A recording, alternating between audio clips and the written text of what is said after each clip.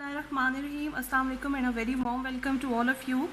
Students अपना first lecture start करने से पहले इट इज़ वेरी इंपॉर्टेंट कि मैं आपको कुछ ज़रूरी इंस्ट्रक्शंस दे दूँ. इंस्ट्रक्शन नंबर 1 ये है कि आपने सारी प्रेजेंटेशन को ज़रा गौर से और अच्छे तरीके से सुनना है, because there are no books और नो नोट्स अवेलेबल. सो उस हवाले से आपको जो ये ऑडियो लेक्चर या वीडियो लेक्चर दिया जा रहा है उसके हवाले से ही आप अपने जो कॉन्सेप्ट्स हैं उनको क्लियर कर सकते हैं. तो चलते हैं अपनी फ़र्स्ट क्लास की तरफ. जी, आप जैसे कि जानते हैं कि हमारी फ़र्स्ट क्लास है language comprehension and presentation skills के बारे में.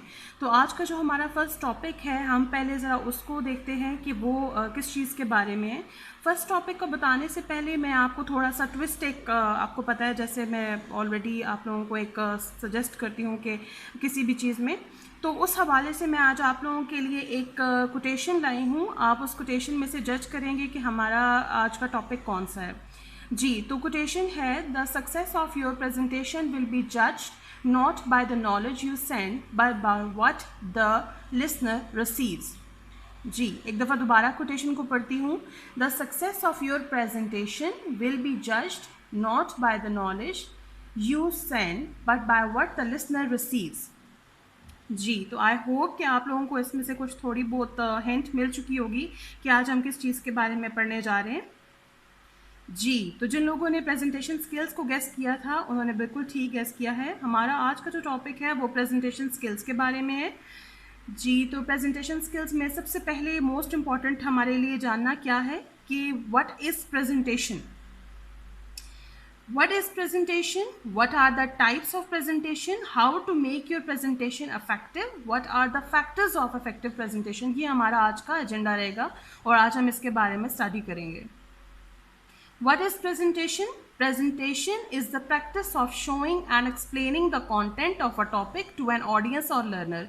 Presentation basically कुछ भी ऐसी चीज़ किसी के सामने ड्रामेटिकली प्रेजेंट करना, किसी के सामने दिखाना, चाहे वो कि कोई टॉपिक हो जो हम किसी ऑडियंस को देना चाह रहे हैं या कोई लर्नर्स हो जिनको हम सिखाना चाह रहे हैं. जैसे कि अभी मैंने आप लोगों के लिए एक प्रेजेंटेशन बनाई है. इसका बेसिक मकसद क्या है, मैं आप लोगों को एक टॉपिक जो है वो समझाना चाह रही हूँ. Point number 2, presentation is also the mean of communication which can be adapted to various speaking situations such as talking to a group, addressing a meeting or briefing a team. Presentation is also the mean of communication. Means of communication कैसे है ये बातचीत करने का एक ज़रिया है. कैसे? Which can be adapted to various speaking situations. किसी किस्म की भी सिचुएशन में आपको बोलने में प्रेजेंटेशन जो हैं वो एक हेल्पफुल मीन साबित होती हैं, ज़रिया साबित होती हैं. Such as talking to a group, चाहे आप वो किसी ग्रुप से बात कर रहे हों. एड्रेसिंग अ मीटिंग, चाहे किसी मीटिंग के अंदर आप कोई ना कोई इंपॉर्टेंट पॉइंट्स बता रहे हों.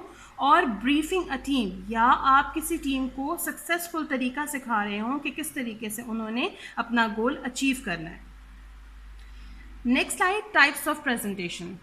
कौन कौन सी टाइप्स होती हैं? टोटल ये 5 टाइप्स हैं. ठीक है, there are 5 types of presentation. Informative, instructional, arousing, decision making and persuasive. Informative से क्या मुराद है? इन्फॉर्मेटिव तो जाहिर बात अपने वर्ड से ही बता रहा है कि इन्फॉर्मेशन, किसी चीज़ में आपको इन्फॉर्मेशन गेन हो. Keep an informative presentation brief and to the point. जब भी आप इन्फॉर्मेटिव प्रेजेंटेशन बनाएंगे जिसमें आप इन्फॉर्मेशन देना चाह रहे हैं उसको आप ब्रीफ रखेंगे और टू द पॉइंट रखेंगे. स्टिक टू द फैक्ट्स, हमेशा सच्चाई से रिलेटेड चीज़ों को ऐड करेंगे, ऑथेंटिक चीज़ें जो होंगी जिनके साथ रेफरेंसेस होंगे. एंड अवॉइड कॉम्प्लिकेटेड इन्फॉर्मेशन, और इस तरह की इन्फॉर्मेशन से आप अवॉइड करेंगे, बचेंगे, जो कि लोगों के लिए मुश्किल पैदा कर सकती हैं या समझने में मुश्किल पैदा कर सकती हैं. Point number 2, instructional. इंस्ट्रक्शनल, अभी जैसे आप लोगों की जो प्रेजेंटेशन बेटे चल रही है वो इंस्ट्रक्शनल है. आप लोगों को इंस्ट्रक्ट किया जा रहा है, किसी पर्टिकुलर सब्जेक्ट से रिलेटेड आप लोगों को कुछ समझाया जा रहा है. Your purpose in an instructional presentation is to keep specific directions or orders. इसका पर्पस क्या है, इसकी वजह क्या है, इसकी रीज़न क्या है इसको बनाने की? To give specific directions, किसी को कोई डायरेक्शंस देना या किसी को कोई ऑर्डर्स देना. फॉर एग्जाम्पल, आप साइंटिफिक मेजरमेंट्स ले लें, अगर कोई भी अपने किसी भी तजर्बे के बारे में बताना चाहेगा तो वो scientific measurements proper specific directions के मुताबिक देगा, पॉइंट नंबर 1, 2 एंड 3। वो कभी भी डिटेल्स में नहीं जाएगा ताकि उसके जो लोग हैं वो साइंटिफिक एक्सपेरिमेंट को समझ सकें। Your presentation will probably be a bit longer, आपकी ये प्रेजेंटेशन थोड़ी सी लंबी होगी because it has to cover your topic thoroughly, क्योंकि इसने आपका पूरा टॉपिक अच्छे तरीके से कवर करना है। तो हमारी भी जो प्रेजेंटेशन है वो आज की इंस्ट्रक्शनल ही है, तो उस हवाले से हमें इन चीज़ों का ख्याल रखना चाहिए कि वो स्पेसिफिक हों, डायरेक्शंस दे रही हों, ऑर्डर्स हों उसके अंदर, और वो लॉन्गर भी होगी ऑब्वियसली, और उसके साथ साथ वो टॉपिक को भी अच्छे तरीके से थॉरोली कवर कर रही है। जी, नेक्स्ट स्लाइड में है अरोजिंग। अरोजिंग का मतलब क्या है? Your purpose. अरोजिंग का मतलब है कोई चीज़ उभारना, उजागर करना। Your purpose in an arousing presentation is to make people think about a certain problem और अ सिचुएशन। किसी किस्म की कोई प्रॉब्लम आ जाती है, किसी किस्म का कोई मसला हो जाता है, सोल्यूशन उसका आपने देना है, आपने लोगों को गैदर करना है, आपने लोगों की हेल्प लेनी है, तो पब्लिकली उस चीज़ को आप इफेक्टिव बनाने के लिए अरोजिंग टेक्निक अपनी यूज़ करते हैं। योर पर्पस, इसका आपका जो मेन वजह होती है प्रेजेंटेशन की वो यही है, to make people think about a certain problem और सिचुएशन, किसी भी प्रॉब्लम या मसले की तरफ लोगों की सोच लाने के लिए। Next is decision making. Decision making क्या होती है? डिसीजन से आपको ऑलरेडी पता चल रहा है कि वर्ड डिसीजन का क्या मतलब है। डिसीजन का मतलब ये है कि आप किस तरीके से किसी चीज़ का फैसला लेते हैं। Your purpose in a decision making presentation is to move your audience to take your suggested action. A decision making presentation presents ideas, suggestions and arguments strongly enough to persuade an audience to carry out your request. आप जब भी किसी भी जगह पर decision making से related कोई presentation देते हैं तो वो उसका काम क्या होता है? To move your audience to take your suggested action. कोई ऐसा एक्शन जो आपने सजेस्ट किया है उनको अपनी प्रेजेंटेशन के थ्रू, उसको आगे लेके चलें। उसके अलावा आप अपने आइडियाज़ को लेके आ सकते हैं, कोई सजेशन दे सकते हैं। अब उसके अंदर आपके पास एग्जाम्पल कौन सी आ जाती हैं? एग्जाम्पल नंबर 1 है आपके पास like advertisement companies. Advertisement companies के पास जब एड्स आते हैं तो वो बहुत सारी डिफरेंट जो एड मेकिंग कंपनीज हैं वो मुख्तलिफ किस्म के एड्स बनाती हैं छोटे छोटे, और उसके बाद फिर प्रेजेंटेशन देती हैं। जब वो प्रेजेंटेशन देते हैं उसके अंदर उन लोगों को पता चलता है कि कौन सा बेसिक लोगों की नीड्स और इंटरेस्ट के मुताबिक है, तो वो उसमें से उस चीज़ को सिलेक्ट कर लेते हैं। तो this is called decision making, कि आइडियाज़ बहुत सारे आते हैं लेकिन उसमें से ऑडियंस के मुताबिक, उनकी नीड्स और इंटरेस्ट के मुताबिक आप उनसे जो है वो आइडिया या एडवर्टीजमेंट रिसीव करते हैं। Next and last is persuasive. Persuasive का मतलब क्या है? परसुएसिव का मतलब ये है किसी को अपनी बात की तरफ माइल करना। Your purpose in persuasive presentation is to convince your listener to accept your proposal. आप अपने लिसनर को इस चीज़ के ऊपर कायल करते हैं कि जो बात आप कह रहे हैं उसको एक्सेप्ट कर लें। जो पहले एग्जाम्पल मैंने आपको एडवर्टीजमेंट के बारे में दी, आप उसको इसके अंदर भी ऐड कर सकते हैं, तो ये परसुएसिव भी हो सकती है। ठीक है जी बेटा। अब इनमें से आपको कौन सी टाइप पसंद आई है और आपको कौन सा लगता है कि आप सबसे ज़्यादा अपनी प्रेजेंटेशन उसमें बना सकते हैं, तो आपने ये अपने कमेंट्स में बताना है ताकि मुझे पता चल सके कि मेरे कितने स्टूडेंट्स हैं जो कि प्रेजेंटेशन कौन सी टाइप की बनाना चाहते हैं। बेसिकली वो अपना किस तरीके से अपना पॉइंट ऑफ व्यू क्लियर करना चाहते हैं। जी बेटे, आई होप कि यहाँ तक आपको बात समझ आ गई होगी। अब ज़रा मैं थोड़ा सा सम अप करती हूँ जो मैंने अभी आपको बताया है। नंबर 1 बात जो मैंने आपको बताई है कि ऑब्वियसली हमारा कोर्स कौन सा है? Language comprehension and presentation skills. फिर मैंने नेक्स्ट बात आपको ये बताई कि हमारा एजेंडा क्या है आज का, हम लोग आज क्या सीखने जा रहे हैं। तो हम आज सीखने जा रहे हैं प्रेजेंटेशन क्या होती है, उसके टाइप्स क्या हैं, हम प्रेजेंटेशन को कैसे इफेक्टिव बना सकते हैं और उसके फैक्टर्स कितने हैं। तो उस हवाले से हमने जो है प्रेजेंटेशन को पहले पढ़ा कि व्हाट इज़ प्रेजेंटेशन, फिर उसके बाद अब हमने उसकी 5 टाइप्स को पढ़ा, और 5 टाइप्स में हमने बेसिकली उसके अंदर हमने 5 टाइप्स उसकी डिस्कस की हैं: informative, instructional, arousing, decision making and persuasive. I hope कि यहाँ तक आपको बात अच्छे से समझ आ गई होगी। जी बेटा, तो आगे चलते हैं। How to make an effective presentation. आप अपनी प्रेजेंटेशन को किस तरीके से अफेक्टिव, पुरस्सर कैसे बना सकते हैं अपनी प्रेजेंटेशन को। The first step of a great presentation is pre planning. आपको सबसे पहले उस चीज़ के लिए प्री प्लानिंग करनी पड़ती है। आप कोई भी आइडिया ले लें, कोई भी काम आपने करना है, उसके लिए प्री प्लानिंग है। फॉर एग्जांपल अभी ये रमज़ान के डेज हैं और इसके बाद क्या आनी है, ईद आनी है। तो ईद के लिए आपकी प्री प्लानिंग स्टार्ट हो जाती है। ये ड्रेस पहनना है, ये शूज़ होने चाहिए, इस तरह की एक्सेसरीज होनी चाहिए। तो जब ये सारी प्री प्लानिंग के साथ हो सकती हैं, तो ये जो प्रेजेंटेशंस होती हैं ये most of the time official होती हैं। तो उनके लिए भी हमें इसी तरह की तैयारी और प्री प्लानिंग करने की ज़रूरत होती है, प्लानिंग पहले करने की ज़रूरत होती है। तो प्लानिंग में नंबर 1 चीज़ एग्जाम्पल में हमारे पास क्या आ जाती है, एक्वायरिंग अ रूम। आपको अपना रूम सजेस्ट करना है कि किस रूम में आपने प्रेजेंटेशन देनी है। आप उसको अच्छे तरीके से एक दफ़ा स्टडी कर लें, आपको पता हो उसमें कितनी ऑडियंस बैठने वाली है, कितने लोग आपको सुनने वाले हैं, उसके लिहाज से माइक्स, उसके लिहाज से जो आपका प्रोजेक्टर होगा, वो हर चीज़ को आप प्रॉपरली सेट कर लेंगे। इन्फॉर्मिंग पार्टिसिपेंट्स, आपको पार्टिसिपेंट्स को इन्फॉर्म भी करना है। ज़ाहिर बात है, आप अकेले कमरे में तो कभी भी प्रेजेंटेशन नहीं देंगे। इट इज़ वेरी इंपॉर्टेंट कि जो पार्टिसिपेंट्स हैं उनको आप हर चीज़ से आगाह रखें।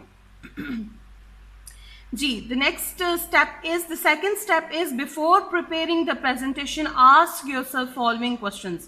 जब भी आप कोई प्रेजेंटेशन बनाने लगे, सबसे पहले अपने आप से क्वेश्चंस करें, और वो क्वेश्चंस क्या होंगे, what is the purpose of the presentation, क्या वजह है, आप क्या रीज़न है कि प्रेजेंटेशन बना रहे हैं।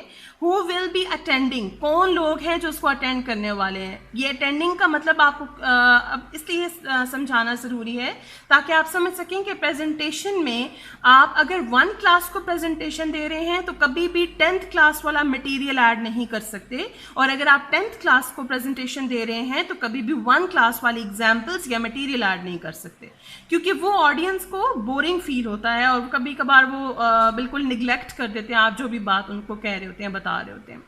What does the audience already know about the subject? आपकी जो ऑडियंस है, जो लोग बैठे हुए हैं आपकी बात सुनने के लिए, वो उस सब्जेक्ट के बारे में क्या क्या जानते हैं। What is the audience attitude towards me? यानी कि आपकी तरफ आपका ऑडियंस का किस तरीके का बिहेवियर होगा, फ्रेंडली होंगे या नहीं होंगे। तो उस हवाले से आपको ऐसी चीज़ें बीच में ऐड करनी चाहिए जिससे आप अपनी ऑडियंस के अंदर एक कॉन्फिडेंस पैदा कर सकें, वेदर वो वहाँ पे आपके साथ कोऑपरेट करें या वो आपको क्वेश्चन आंसर कर रहे हो, तो उस हवाले से वो आपको समझ सकें और आप उनको। थर्ड स्टेप हमारे पास क्या आ जाता है बेटे, third step is to prepare the presentation. A good presentation start out with introduction.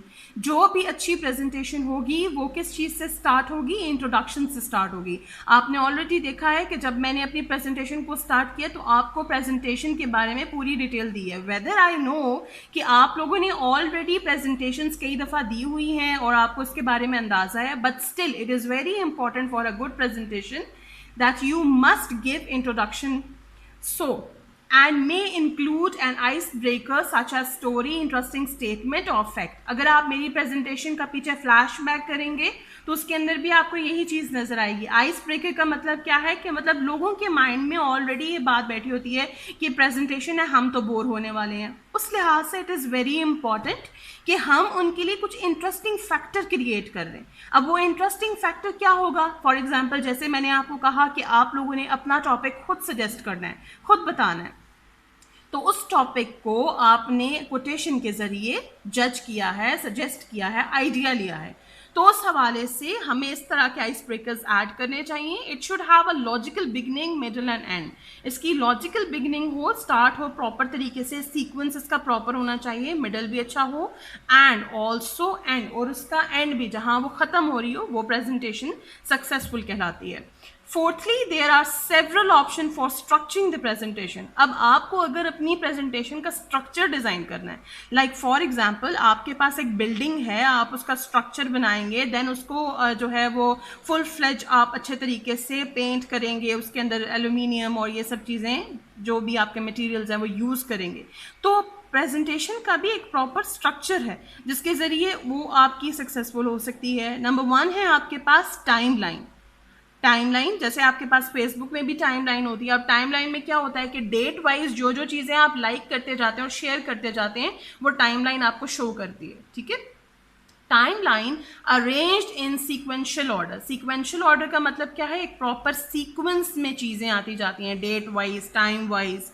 Climax, the main points are delivered in order of increasing importance. मैंने आपको फर्स्ट अपनी सेकेंड स्लाइड में एजेंडा के बारे में बताया है। अब वो मैंने एजेंडा क्यों दी है, it is the climax, the main points are delivered in order of increasing. मैं किस तरीके से आपको अपना पूरा लेक्चर क्लियर करने जा रही हूँ, वो सारी चीज़ें मैंने उसके अंदर ऐड की हैं ताकि आपको पता चल सके कि इसकी कितनी इंपॉर्टेंस है। प्रॉब्लम सोल्यूशन, जाहिर बात है जब भी आप कोई प्रेजेंटेशन दे रहे हैं, it is not without a problem, it must have a problem. So how to communicate a problem and how to find out the solution of it. A problem is presented, a solution is suggested and benefits are then given. आपका कोई भी जो problem आप discuss करना चाह रहे हैं, for example आज का हमारा बेसिक फैक्टर में क्या था, जो बेसिक चीज़ हम डिस्कस करने वाले थे टॉपिक में, कि प्रेजेंटेशंस क्या होती हैं और उनको कैसे डिलीवर किया जाता है और उनकी कितनी इंपॉर्टेंस है।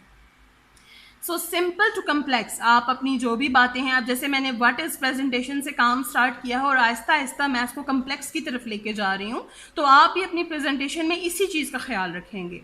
Fifthly, after the body comes the closing. जब आपकी मतलब जो पूरा मटेरियल प्रॉब्लम से रिलेटेड सोल्यूशन या सजेशंस के रिलेटेड आपने देना था वो सारा कंप्लीट हो गया है, now it is about closing. आप अब क्लोज करने वाले अपनी प्रेजेंटेशन को। This is where you ask for questions, provide a wrap up. आप अब इस टाइम पे अपने जो भी ऑडियंस में लोग बैठे हुए हैं, आप उनसे क्वेश्चनिंग करेंगे कि वेदर उनको बात समझ आई है या नहीं आई, और उसके साथ साथ आप ये सारी चीज़ें वाइंड अप करेंगे, सम अप करेंगे, समराइज करेंगे। अभी कुछ देर पहले जब मैंने आप लोगों को अपनी प्रेजेंटेशन स्टार्ट की है 3-4 स्लाइड्स के बाद, मैंने आपको समरी बताई है अपनी प्रेजेंटेशन की। तो this is called also closing, कि आप किस तरीके से क्लोजिंग कर रहे हैं अपनी प्रेजेंटेशन की।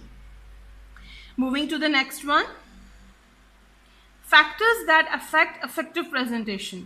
कौन से ऐसे अवामिल हैं जो कि आपकी प्रेजेंटेशन पे असरअंदाज होते हैं।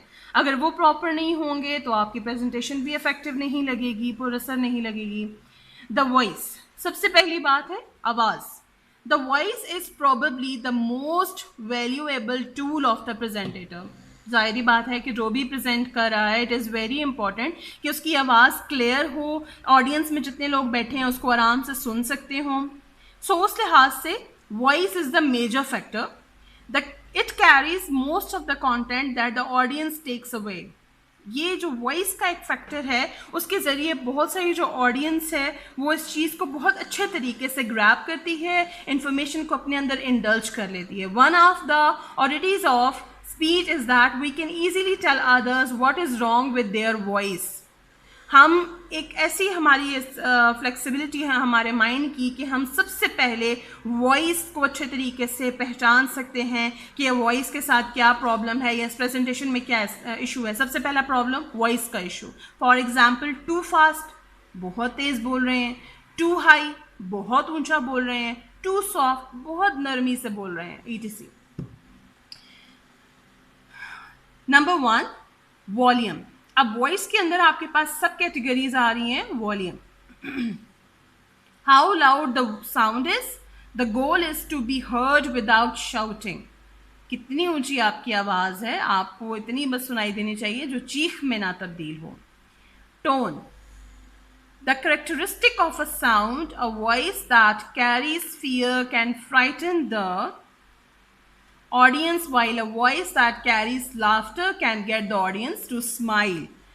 बहुत सारे बच्चे जब प्रेजेंटेशन देते हैं, मोस्ट ऑफ द टाइम वो जो फियर है वो उनके फेस के ऊपर नज़र आता है कि वो लोग हेजिटेट कर रहे हैं, वो बात कॉन्फिडेंस के साथ नहीं कर रहे हैं, तो उनकी टोन में शिवरिंग आना शुरू हो जाती है, एक फियर का एलिमेंट नज़र आना शुरू हो जाता है। तो उस हवाले से it is very important that you should be confident, number 1।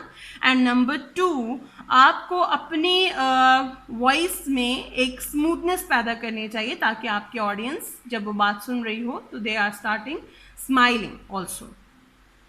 Ji, second point is the body.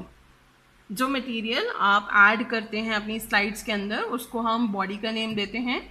Your body communicates,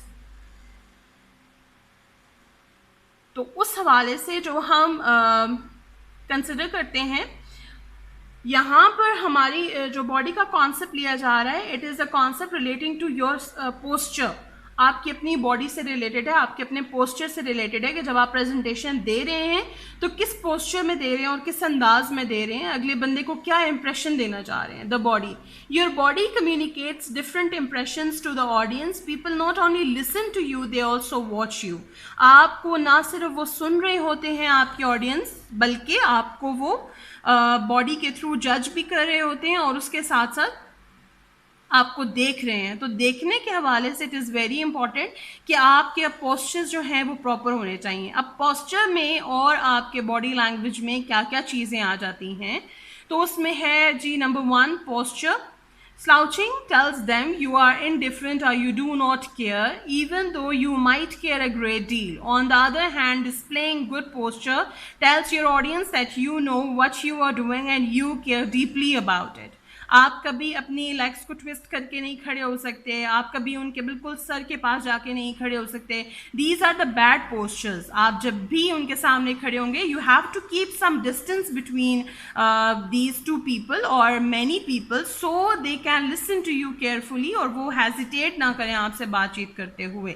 so eye contact maintain करना बहुत ज़रूरी है। Speaker who make eye contact, जो भी बात करने वाले आई कॉन्टैक्ट मेंटेन करते हैं, open the flow of communication, वो बातचीत करने का एक ज़रिया खोलते हैं। And convey interest, concern, warmth and credibility, वो लोगों का इंटरेस्ट गेन करते हैं, उससे लोगों को पता चलता है कि हमें कोई चीज़ समझाई जा रही है। और दूसरी बात ये, आई कॉन्टैक्ट के ज़रिए बहुत सारे जो लेज़ी लोग होते हैं, जो पीछे स्लीपिंग पोस्चर में बैठे होते हैं, वो भी अटेंटिव हो जाते हैं, क्योंकि उन्हें पता होता है कि हमारा प्रेजेंटेटर बार बार एक राउंड लेकर हमें अटेंटिव करने की कोशिश करे और वो आंखों से हमें जज कर रहा है। तो इट इज़ वेरी इंपॉर्टेंट, आपको भी वो लोग जज कर रहे हैं, आई कॉन्टैक्ट के ज़रिए आप उनको जज करते हैं।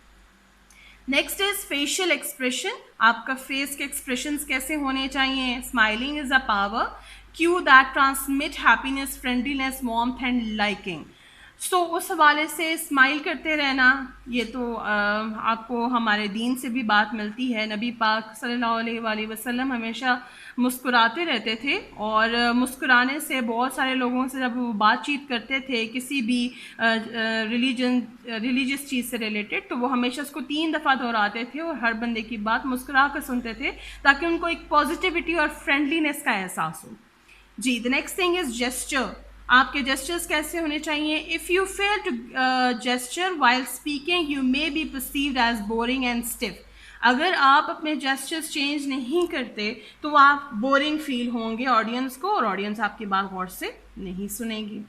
तो उस लिहाज से बेटा these are all the types which are very important regarding the voice. तो वॉइस में हमने क्या क्या पढ़ा है, फैक्टर्स को एक दफ़ा रिवाइज कर लेते हैं। वॉइस एक मेजर फैक्टर है किसी भी प्रेजेंटेशन में। इसके अंदर हमारे पास बेटे वॉल्यूम, टोन, बॉडी और उसके अंदर हमारे पास posture, eye contact, facial expression और जेस्चर्स आ रहे हैं, ठीक है। जबकि वॉइस में जो सब कैटेगरीज हैं वो वॉल्यूम और टोन की हैं और बॉडी में जो हमारे पास सब कैटेगरीज हैं वो posture, eye contact, facial expression और जेस्चर की हैं। सो इस लिहाज से आई होप कि आप लोगों को जो फैक्टर्स हैं, जो कि मोस्ट इम्पॉर्टेंट फैक्टर्स हैं कि हमारी प्रेजेंटेशन इफेक्टिव कैसे बन सकती है और कौन सी ऐसी चीज़ें हैं जो कि हमारी प्रेजेंटेशन को ख़राब कर सकती हैं, तो उस हवाले से हमें इन चीज़ों का बहुत ज़्यादा ख्याल रखना चाहिए, बहुत ज़्यादा। जी, the next thing is effective PowerPoint presentation. Effective PowerPoint presentation कौन सी होती हैं? ऐसी प्रेजेंटेशंस जो यहाँ पर पहला फैक्टर लिखा हुआ है बिग। बिग का मतलब ये नहीं है कि आपने सारे वर्ड्स जो हैं वो कैपिटलाइज करके लिख देने, इट्स नॉट लाइक दैट। आप एटलीस्ट अपनी स्लाइड्स का कुछ मार्जिन ऐसा रखेंगे जिसके अंदर आप अपनी वर्डिंग को एम्फसाइज कंडीशन में दिखाएंगे। क्लियर होना चाहिए, साफ और वाज़िया बात करनी चाहिए, टू द पॉइंट बात करनी चाहिए। जितना ज़्यादा आप एक्सप्लेनेशंस में जाएंगे आप लोगों के लिए उतना ही प्रॉब्लम होगा। सो कंसिस्टेंट आप कॉन्टिन्यूसली बोलते रहें, विद द कॉन्फिडेंस आप बोलते रहें। लास्ट इज सिंपल, कि हमें अपनी चीज़ों को सिंपल रखना है। क्लियर और simple one are the most similar things. उस लिहाज से जो प्रेजेंटेशन है आपकी बहुत ही इफ़ेक्टिव हो सकती है अगर आप ये 4 चीज़ों का बहुत ज़्यादा ख्याल रखते हैं। और जो मैंने आपको वॉइस के बारे में बताया है, जो मैंने आपको बॉडी पोस्चर के बारे में बताया है। जी बेटे, तो अब हम अपनी पूरी जो ये स्लाइड्स हैं इन सबको सम अप करते हैं और हम समझते हैं कि आज हमने क्या पढ़ा है।